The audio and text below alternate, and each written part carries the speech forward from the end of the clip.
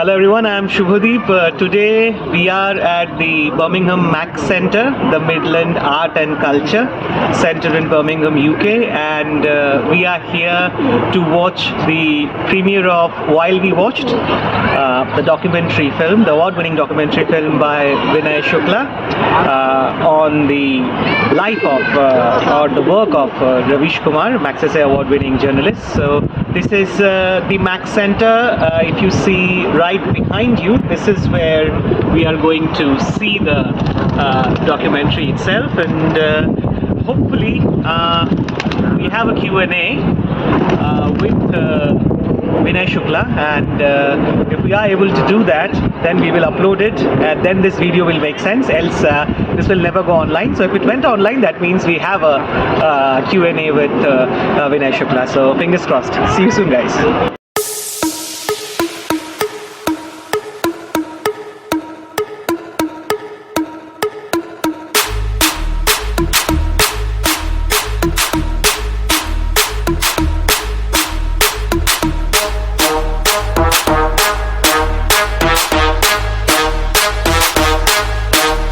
So we just saw While We Watched, and there was a Q&A after it, and we will shortly show you that. Before that, I'd like to share some of my thoughts about While We Watched, or Namaskar Ravish Kumar, by Vinay Shukla. One of the primary thoughts that comes to my mind, I've written some points here. One of the primary thoughts that come to my mind is how well this captures the essence of the state of Indian media at the moment. It takes the story of one journalist, namely Ravish Kumar, but it talks at a much larger level of the state of journalism itself. Vinay insisted that this is not a political story, but a story about a political journalist. And that is quite true, because it is more about the journey of Ravish and so many others like him, about whom we don't know, who are still struggling and seeking the truth and bringing it out to the public. And yet we do not see that facet in the journalism, what we see in our television or even in the newspapers nowadays. It is also about the story of a father and a daughter, Ravish and his daughter, and how they interact with each other.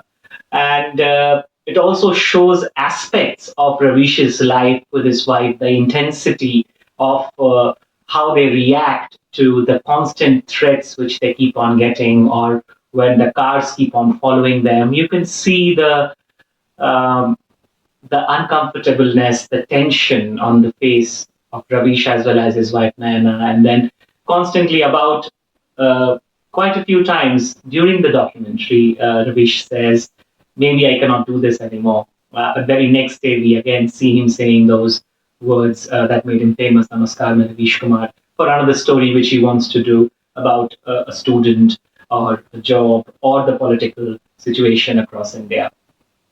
Cakes have a very high significance in this story. Whenever something important happens and you can see a cake being cut, and usually what it differs is usually cake is considered to be a happy occasion, but throughout this documentary, cakes are symbolizing the slowly crumbling nature of journalism in our country.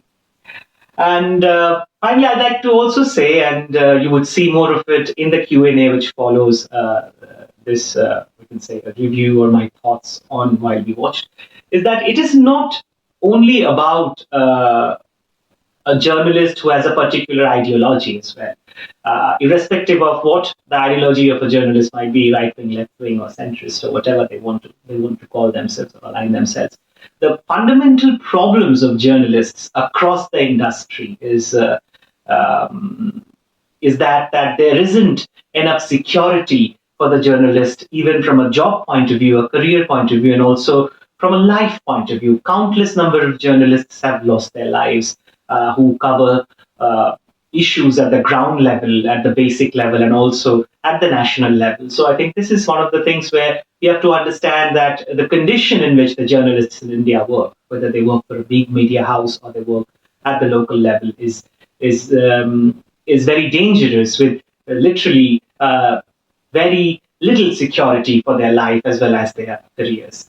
And I'd like to say that when I said that this movie would release in India very soon, we're not sure about the date, but he said he's trying his very best. So wherever it releases, of course, it's a small film. It needs your support. You should go and watch, irrespective of your ideology. It is not really about the ideology, but more about the state of journalism. So you should be eager to watch it. It is currently releasing in the UK, and so you can watch. Ask your friends who are in the UK to come and watch it. And there are various places in UK, in London, in Birmingham, and other places. I think even in Manchester where this is releasing.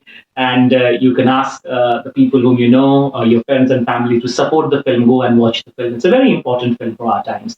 And later on, I think the movie is also going to be released in Australia. So you can ask your friends, your relatives, whoever are staying in Australia to watch it. And hopefully you will get to watch it very soon in India as well. So that is all for me. Thank you. And please, now this is followed by the Q&A. Please watch along. Thank you very much.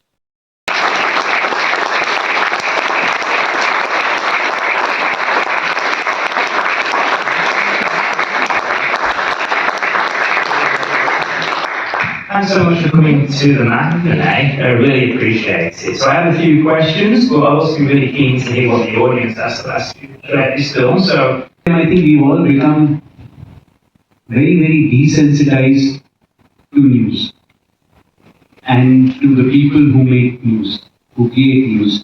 So I really wanted to make a film which is a new kind of newsroom drama, a psychological thriller. Watching the news used to make me very, very anxious and nervous. So I was like, I'll make a film, which also makes me but basically use the format of the news to try and sensitize people to the crisis that news finds itself in. and that task of sensitising people to news, to the crisis of news, that seems very central to Ravish's goal, his objective. And can you tell us a little about his status in Indian media and culture? I mean, Ravish is probably there are fantastic journalists across India. So firstly to identify that. This story is Ravish's. You see Ravish as a protagonist in the film, but you also see a lot of other sort of smaller journalists, his colleagues. The idea with regards to specific regards to Ravish's stature, he's been doing this for over 25 years. He started out as somebody who used to sort mail at the NETV office. So he would go about distributing mail to different people. And he's steadily built viewership via craft and risen to where he is right now. So he's extremely popular, extremely polarizing, because he over the last 15 years at least for sure, he's been very, very critical of whatever government has been in power, and that's made him fairly polarizing. So he does his broadcast in Hindi and not English, which makes him which has given him a much farther reach than most English-speaking journalists can ever imagine. So that's who he is. Every day in India, something that's very surprising about Ravish is, and one of the reasons when I started making the film, most news anchors in India and across the world, they will spend a lot of time telling their audiences that the audience is number one and we are here to serve the audience. Ravish, in his broadcast, was scolding the audience and telling them that the audience is the problem and they should stop watching TV. And even if nobody is watching TV and nobody cares about what he does, he's still going to do today's broadcast, which I found to be, it was ironical, right? Somebody's on TV telling people to stop watching TV. Ravish is not that. Ravish is standing from the rooftop and yelling that this is not cool. So he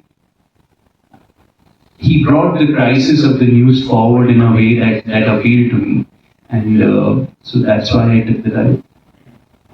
I was really struck in terms of Ravish's vulnerability. You have quite intimate access to his family life, so the impact of his work on his wife, on his daughters. What was that like for you as a filmmaker, being able to capture that as well? So Ravish has spent a lot of time in front of the camera his entire life. His family wants nothing to do with it, and understandably so. So it took me a lot of time. Like, getting access to Ravish was very easy because he was under a severe threat himself, and actually when I approached Ravish and asked him for access, he said, "I don't mind, but you have to talk to the NDTV people and get access." And he thought that I'd never be able to convince them. But kudos to NDTV, I got access immediately from them. So then Ravish was like, "All right, now we need to do this because, because you've done your end of the deal." His family, it took me a lot of time to just to slowly shoot with them. I had a very, very difficult time shooting with his daughter. Like, I have spent my entire career creating a personality wherein, I respect somebody as an equal and they respect me back. Kids don't care about that stuff, right? Kids are just outside the realm of that. And I was, you have no idea. I had no idea only what to do with this child. Like, I would, because they call you out like this, right? Like you are either with it or not. And I was severely out of it. My co-cinematographer Rahman, he was very good. So she was very, very comfortable when he was around. And that's why, so when Ravish and he's there with his child, the camera is literally here, right? It's a language of fiction wherein you're really looking at them, you're spending a lot of time with them. It takes, there's a fair amount of sensitivity that goes in, and you never have you don't have a free pass. So on some days you get good access. On some days you go like, okay, maybe I shouldn't even knock on the door today. I have to just stay out. On some days you're there, you have to decide to put the camera down because you understand where this is going. It shouldn't be on camera. These are decisions that you're constantly making for yourself, simply because that's my process. I'm not there to catch somebody that hangs around and tell people look at the mole on his ass. Right? That's not my style of filmmaking. I am really looking to understand, personal narratives, and then work towards systemic solutions. This film, there's a fair amount of focus on relation and TV, etc. But I hope it inspires, at least prods some of you to start thinking about systemic solutions. Sooner than later, Ravish will make a mistake. NDTV is already going through a lot. So sooner than later, individuals and one organization will go through their own fate. But it's almost urgent that we start talking about systemic solutions. For as long as we're obsessed with one news anchor, one political party, one news channel, one leader, it's a it's a very myopic view about where we need to get. In India, we need institutional safeguards that help us and that help allow for more journalists to come forward, more women, more marginalized, more of the underrepresented. What is it that we are creating that allows for better versions of Ravish to come forward? Because sooner than later he'll be out. It's like I'm the cool kid sitting here, next year will be somebody else. That's just how the system operates. It's just how culture moves. It's imperative that we're able to build a system. For example, this theater is a system, right? You have various filmmakers, various people from the arts community, even putting their work forward, and you'll be like, good stuff, right? The same systems that outrun the individuals, that outlast individual concerns, need to be created. So I hope all of you think about that. That's really interesting what you mentioned there about systems. We should mention that since the film was wrapped, Ravish has resigned from NDTV. So he's outside of the system now, right? Can you tell us what's happened since? NDTV has been acquired by one of India's biggest billionaires, and it has a new owner now. So Ravish now runs his, Ravish does what he does on YouTube now. He has 6.5 million subscribers and followers. Again, the thing is, Ravish will continue doing this in one way or the other, right? And maybe he'll be good at it or not. I implore you to not attach yourself to his fate, right? It's very easy for me to just go out and go like one person, just like keep doing this, It doesn't work like that. All of us know it doesn't work like that. We have to start thinking about systemic solutions. What is it that can empower journalists? For example, the film ends with a not so famous journalist deciding to stay back within the organization and continue to do their job. What is it that will empower that guy? Because that guy needs your support. that guy needs institutional support. To give you some idea, journalists, especially in India, have terrible contracts. They have bi-monthly contracts, 3-monthly, 6-monthly contracts. So no job security. They have terrible labor and legal representation within the organization. Terrible protection outside their organizations. Our journalists, given where we are right now, we are in a world of complex problems. Climate change, complex problem. Migration, complex problem. Left-wing bias versus right-wing bias, complex problems. We spent more than 2 years, living with the pandemic. And the pandemic is a complex problem, but our journalists were simply never trained in complexity.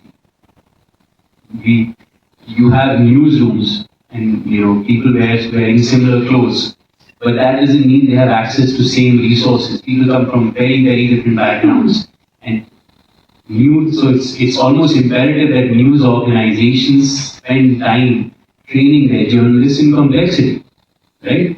But that's not happening, and that's why you have these kind of simple narratives that are constantly being peddled, right? About whatever it is that helps you, guzzle the tabloid format of news faster.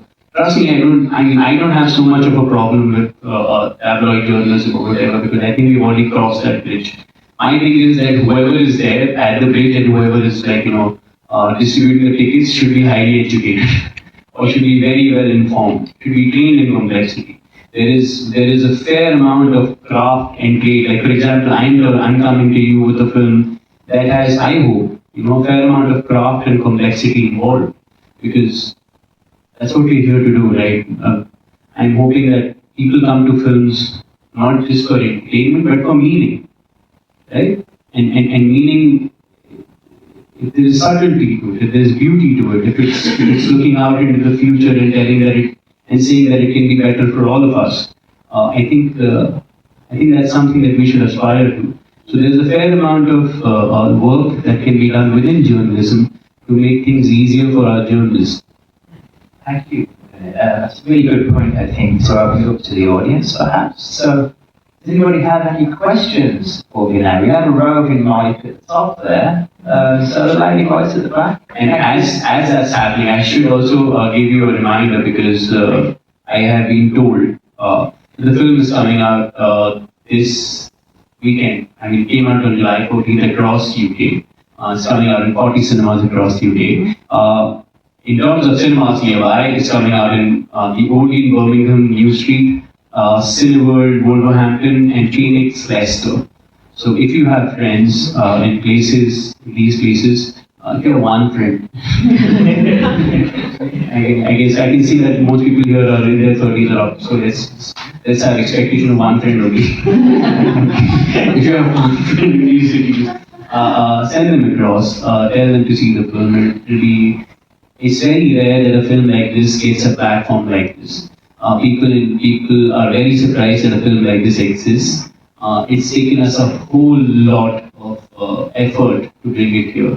And I'm very thankful to my distributors in the UK who have managed to bring the film out so widely here. Now it's up to you. I'll definitely recommend it. I'm actually a journalist, and I was working for the BBC for many years, and also I worked in India, and I was in the Times of India newsroom just as that election was happening. So, I thought it was fantastic how you managed to capture exactly what's going on in newsrooms, but also that it's very familiar to what's happening here in the UK. And I think it's also important for people to realise that the BBC is under exactly the same pressures. Journalists here in the UK have a lot of those, grappling with those same issues. My question then is just about the future, and also that there is some hope as well. Like, so a lot of this has got to do with social media, you know, and the polarisation of views. But I just wondered, as you were making the film, do you feel that also there is some kind of, you know, things that people could think what could happen that is not going to go down the path of just huge polarisation? Sure.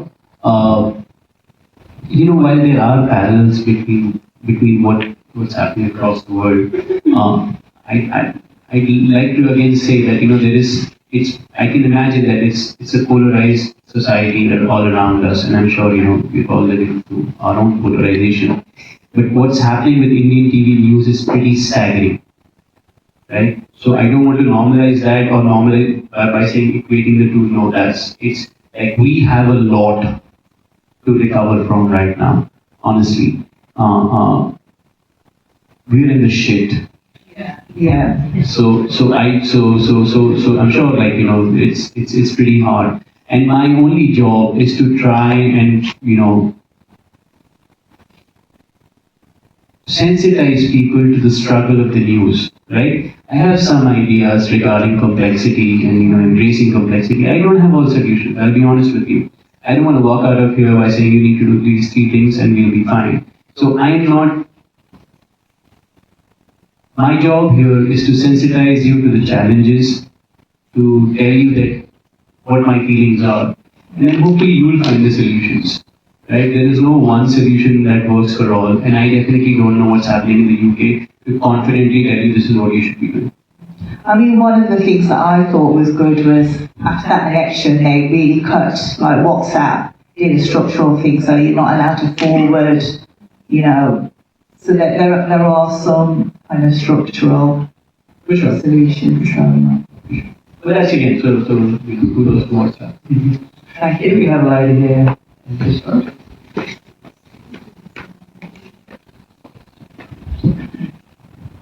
Congratulations on an excellent documentary. We'll definitely be recommending it to our one friend. I have a couple of questions, so I do apologise if I take up too much time.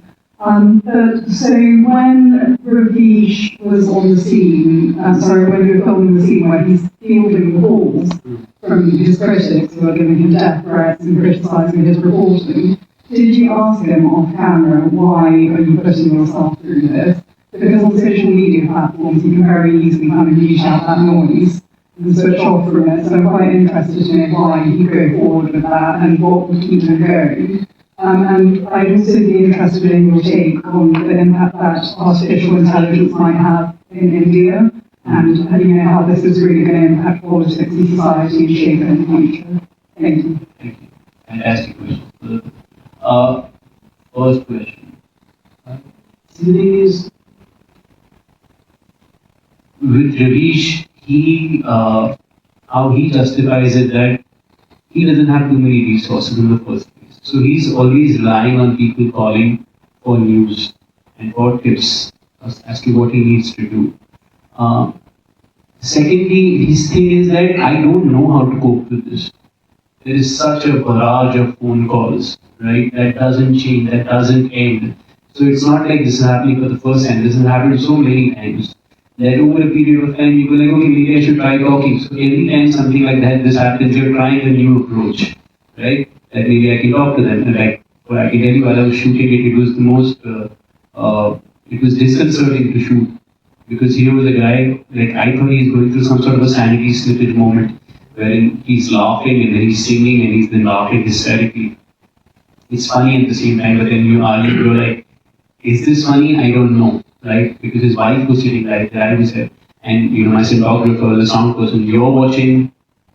The scene is like 2 minutes. I saw it happen for 3 hours, and he was just hammering at it, and he was like, "This is fun, right? This is so funny." And yeah, so it was a bit of that, and then you come back and you sort of narrativize it in a manner. With regards to artificial intelligence and how it's coming, I think it's Uh,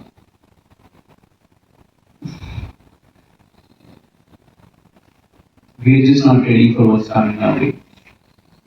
You already seen, slight photo manipulations that are happening on social media to make you believe of events that never happened. So that's already happening. Honestly, you're going to find, I'm sorry to say this, but you're going to find ChatGPT writing a lot of opinion pieces for a lot of very well structured arguments, which will make you believe the things that you had no idea, which are completely contrary to what your political and otherwise beliefs are, because the, the kind of fact scraping that's going to happen around the internet, the kind of narrativization that's going to happen. Even news editors themselves are not going to be able to tell that this is not being written by an AI bot. Now that's not the problem. It's not the problem. It's not a problem that news created. It's a problem that tech created, and it's a new frontier. I don't even want to guilt tech into saying they have done the wrong thing, but it is not ready for it. Basically, we have no mechanisms. Even if tomorrow the most heinous crime was to happen via AI in the world of news, right now it's happening via humans, and we're still not ready. So it's quite. We need to have industry-wide conversations about how we make things better for everybody. Thank you very much. All the pieces about press freedom, it was still in the context of what's happening society and politically in India. The rise of fascism, the rise of bullying, the rise of what we've already seen over the past almost decade or so. Now, some of that is becoming international in terms of the drama of the politics of India. So we've seen even in the UK some kind of like skirmishes and some issues and things like this. And the question really is, with the rise of Modi, when he goes to America or Australia, he packs out stadiums like he thinks he was a rock star, just completely sells out. Is there going to be an end in sight for the society and the politics that's being sold as it is now, where you get news anchors being marking people up for death effectively. That Omar Khalid guy, he was effectively called this guy who hates the nation effectively, and he marked him for death. Right? These news anchors are being tools for the state. Like, how do you see this society changing, or the Indian current narrative changing, or being for the next decade or so? Do you see Modi and the BJP kind of keep going and going, or do you see some kind of glimmer of hope? I see plenty of hope. This film is an act of hope. Right? I'm making this film because I believe that change is possible, and deeper institutional change is possible. With regards to your question about Modi, fascism, the next 10 years, the thing is, I'll be very honest with you, I have no idea. Right? I could sit here and tell you about this political party or that, and then people will be like, oh, so he doesn't like X politician. And then people will walk away with that conclusion about what I said about X, Y politician, fascism, no fascism, whatever. That's not what my expertise is. Right? I've made a film about the crisis of the news and what news people are going through. Right? With regards to what the political future of the country is, that's a different film, that's a different narrative, that's a different expertise. And I don't know. If you've seen within the film, there is so much that happens before an election that can change an election. I have no idea of predicting that, of forecasting it, and I have no interest in it. Right? My film, again and again and again, I'm saying we need to make our news better that doesn't necessarily focus on one political party, one phase of wherever we find ourselves in, one prime minister, one news organization. As long as we keep thinking in these terms, I believe we're running around in circles. If we're able to build a system that is not just reporting fairly on politics, but also on sports, also on culture, right? There is not this film is about a political journalist, but journalism is not just politics, right? In fact, one of my shortcomings on this film is that Ravish's journalism is about many other things. He's also a funny guy, but the film doesn't cover it. However, don't let it limit your understanding and expectations and concerns for journalists and their profession. It's much more varied, it's much more wide. There are more conversations to be had in this space than just the fate of governments. That's cool. Before I pass the mic, did you put a minute? There's a lot of cake in them. I mean, it's weird because you would try and tell people that you don't want to eat cake and you'll be shooting and somebody will put a piece of cake in your mouth. And this is like you have, and that's also a very Indian thing to do, right? You're like, eat some cake, come on. We're all eating cake, come on. We're all friends. Yeah. My question was, the film is releasing in the UK now. Has the film or will the film be released in India? It will. And I will do you try my have best. Sorry? It will. I will try my best. Okay. And do you have any fears of any backlash on that? And I say that because we saw Anand Padwardan's Vivek here, but that film hasn't been released in India. I know that's political rather than journalism, but it kind of touches on both. The thing is, the more you speak about, like Anand is still doing his thing, right? So more power to that. Ultimately, we do what we can do while we are law-abiding citizens. What's going to happen, and like I said, I can't predict an election. I certainly can't predict what's going to happen when the film comes out in India. I believe I've made a film about concerns that are universal. I don't think anybody right now would watch the news and go like, yeah, this is making perfect sense.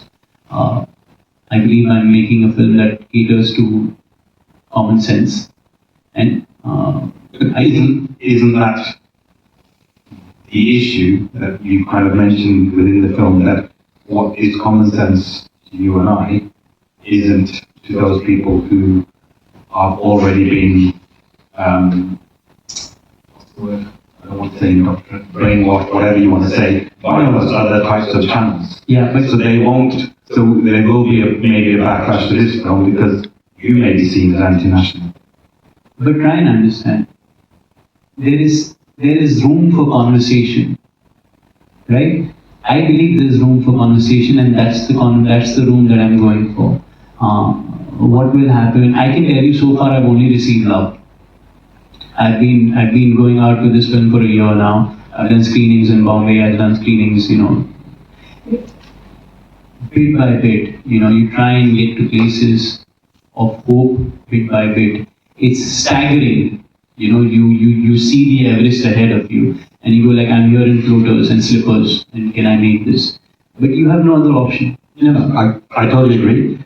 Full on power to you. I hope there is hope as well. My only worry and concern is, as the gentleman said, I see here that actually you can't always talk about some of these things, because what you were talking about in terms of having a constructive conversation, sometimes those conversations are impossible with the wrong group of people, and maybe the people who are seeing your film at the moment are the people that think like us, and the people who need to see the film. No, people from across the spectrum have seen the film. Okay, fair enough. And see, the thing is, again and again and again, the idea is this film may not work for everybody, right? It may not even work for everybody here in this hall.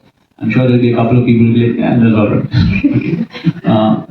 The idea, again and again and again, is to find enough number of people to have the conversation that you're looking to have, and to bring and start some kind of discourse and dialogue. You're absolutely right that these are polemic times, and we've all acknowledged that. Very often a dialogue is impossible. I acknowledge that too. Is it going to be easy? Of course not. But I am inflicted with this disease of making films that can hopefully try and make a better world. Does it make sense? On some days it doesn't. But here I am. That's one more question for Vinay. Grace. Congratulations on making a fantastic film. I really enjoyed it. Can I ask you, this audience is one kind of audience, and the audience that are watching those extremely polarizing news channels, not another kind of audience. There is a silent majority, I believe, in India, I think it will appeal to them, and they actually don't belong to either of these polarized groups. And they will see reason in your film, I believe. What do you think? I think we are all very complex viewers. I don't think I'm on this side or that side. Like there is so many content from my side which has come out recently which I find deplorable, even in films, right? So what I'm trying to say is that when we are looking to have the kind of dialogue that I am having, this film is not just a political tool which is on certain sides. There is a fair amount of uh, tenderness and kindness within the film, which while maybe unbelievable, is inherent to most people, right? If it can appeal to that, if it can get through people and get through their political philosophy and beliefs, then we are having a dialogue. So I understand about just how categorized we are and just how people around the left, right, middle, or whatever it is. And I agree with you that there is a lot of people who are quiet who the film will reach out. I hope it will reach out to. But I don't understand audiences like that. Right? For example, I say this very often. Murder mysteries are not for the ones who have been murdered in the past or have seen murders. Right? But when we come to documentaries, we immediately sort them into, oh, this must belong to this person. When you see a fiction film, you don't ascribe a certain audience to it. You go like, similarly, non-fiction is a language, right? What you're trying to say within that language is a fair amount of different things. This film is a newsroom drama. This film is a very personal father and daughter film. It's a film about colleagues, office colleagues. It's a film about friends who are working for a long time and then not working together anymore. It's a very personal, psychological deep dive into what news is today. So I'm hoping that the film has enough cinema in it to appeal to various sides. It's not to read this film purely in terms of politics. For me, would be somebody looking at me in one color or through one lens when there is like 6 or 7 other colors out there, at least, and the ingredients. So. Thank you for that. We've got a couple more people leaving some questions. We're okay to time. We can do please. Lovely. And if that's okay, you can run away yours. I'm cool. Can I get some water? Yeah. Oh, thanks. Hello, Vinay. Thank you for the documentary. In the previous movie you made, An Insignificant Man, you followed one person around who became a ray of hope, right? And you say this is also a ray of hope at the end of the phone call again. So I want to understand between the two movies, the hope still exists, or is the hope being leaked out from documentary makers, filmmakers, everybody in the ecosystem? I call it like I say that my hope is maturing. It's the hope is not cheap anymore. We're trying very hard to persevere with it. But my experience is representative of documentary filmmakers or filmmakers in general. Is representative of where I am in my journey. Yeah. I can tell you that it's a very hopeful time within Indian non-fiction filmmaking. There is some incredible work that's happening. The last 2 years we've had 2 Academy Award nominations, and there's a fair amount of younger filmmakers who are coming up and making films which are looking to narrativize their surroundings and say very personal, very universal, very big films. So it's a time of hope in that sense. I am an optimist, but the optimism isn't cheap. So.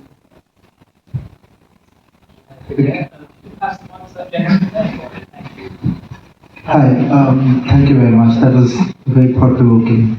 One of the strands that sort of I got onto was about what potential mental health issues that people like Ravish and others in that organization would have faced. So, because you had such close proximity to Ravish, do you have any insights in how he managed all that? And also, when I look at that whole environment with the sort of journalism they were trying to do, highlighting issues and all that, one of the common strands was this: every day you have to have bites and you have to write out that whole monologue. So this everyday grind, do you think that would have contributed as well? The other news channels also keep doing this every day, but they seem to have a whole other recipe of doing this, right?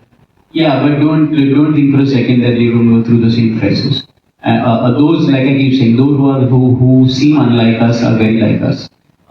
People who may not be doing, people who may not be on ideologically the same this thing, or what do you say, in terms of craft.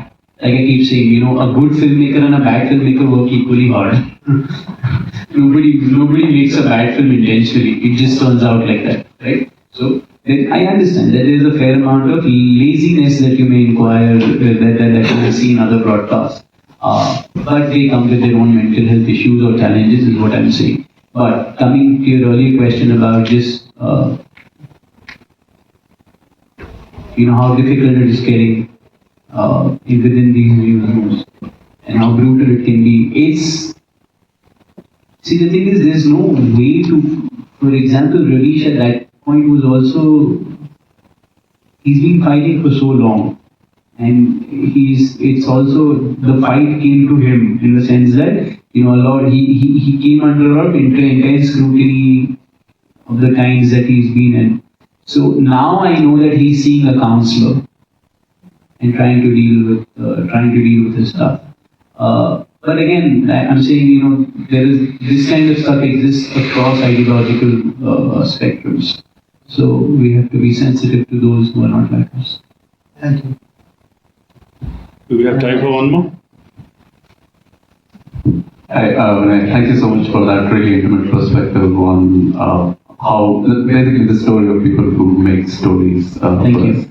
I'm very curious about your take on the time scales at which we consume information. So your movie as like a 1 hour documentary or 2 hours, I forget the time. 7 hours. 7 hours at one time. It is even longer the time you spent making it. There is a context to it, there's a plot, and you sort of, in some way, are guided by you as a filmmaker about the story of this person. I'm curious what you think about the timescales at which we consume information in the form of news or even conversations with people, and how you think that could be evolving and affecting our way of how we see the world. There's a fair amount of academic research that's gone into just how we are consuming lesser, shorter. See, the thing is, for example, social media is shortening people's attention span. It's been, that debate has been raging for a very long time. I come from India, and my popular joke is that there are enough people for anything. Right? You have to just decide what category you're going for. Right? So at any point, for example, when the S words came to India, the Netflix, the Amazon, they were like, this is a billion, population of a billion, we are going to have so many subscribers here, right? Or you can have any, people with maximum blood pressure problems between 40 to 55, and they'll be like, India will be talking that talk. So my larger point is that there are enough people who are looking for long form content, who are looking for rigor, who are looking for what I have made, right? My ambition is to be able to come out at such a scale wherein I'm accessible to them. For me, the challenge is more in terms of the bridge between audiences and people who are doing things and making things. It's a challenge that's also very often faced by people who are academics, where to have their work more widely available and accessible to people. There's a distribution challenge between what I'm looking to do and my audiences, and that's what I'm looking to solve. Like, I know what I want to do. I'm going to try to do it the best way I can, and then take it to people. The larger sort of how culture is shaping, are people's attention spans getting shorter? For sure they are. I spend a lot of time on Instagram. Let's be very honest. I'm talking about this is happening to somebody else. I spend 3-4 hours on Instagram every day. right? And then I have to move. And then I ask myself, how long will this go? Thank you. Hiya, brilliant film. I have been following Ravish from last 10 years. I have seen him going through a lot of vulnerabilities that we can see this in this film. I have seen your interviews as well with Sucharita. I just need to know, because you have filmed Ravish from 2 years, how difficult it was for you to edit it? Because I can see that you have selected shots. You may have some brilliant shots that you may have skipped. I mean, that's my craft, right? That's my job. It was very difficult, but that's my job, right? It's like there's a fair amount of narrative craft. See, the thing is, when you're out there shooting, you're trying to capture the ocean within pockets, right? So it's a futile exercise, but you hope that you capture enough of it for you to come back and build a private pool. Okay, but you hope that you've captured enough of it. You come back and then you begin to narrativize it on the edit by understanding who your characters are, what scene did you think was a lot of fun when you shot it, but when you see it on the edit, you're like, this is not funny at all. Why is nobody liking it? So it's a process of learning, maturing. Even edits take time to mature. I knew what I was going for, and I knew this from the day I began shooting. Because I was going for a certain spirit. I was going for a certain isolation, right? I was going for, like I keep telling people again and again, and which I've said in my interviews as well, this film is like the Titanic. It's not about Jack and Rose. It's about the musicians who decide to stay back and go out playing their violins. So I knew I was going for that spirit continuously. And that was my guiding North Star. Everything else took a lot of time. Like, for example, I knew from the beginning that I had seen a cake being cut on the first day of the shoot. And I was like, this is definitely going in the film. But it's not like the cake cutting scenes were working from day one.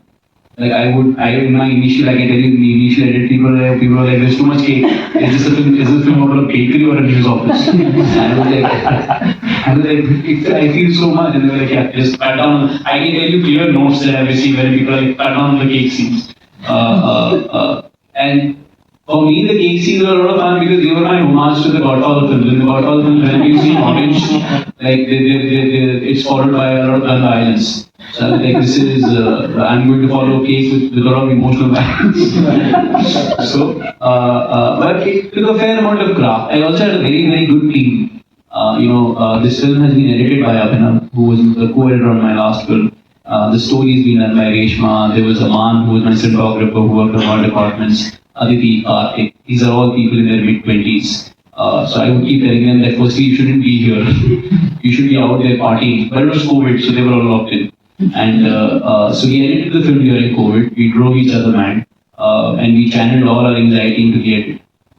I think they have cut the film in an excellent way. Thank you. But I just need to know that, what was Ravish's takes on the movie?